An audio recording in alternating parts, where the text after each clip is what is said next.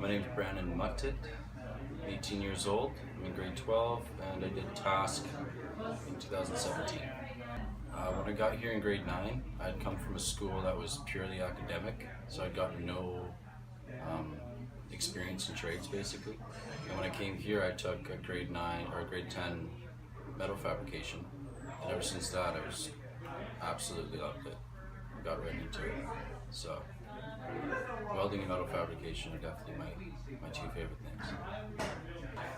So the feeling you get when you take a big piece of sheet metal and you cut it up into different pieces and make something out of it, when you take a couple steps back, once everything's been ground and welded and painted and whatnot, you take a few steps back, you look at what you've done, and I think the only feeling you really get is just appreciation that it's over, and two, a sense of accomplishment.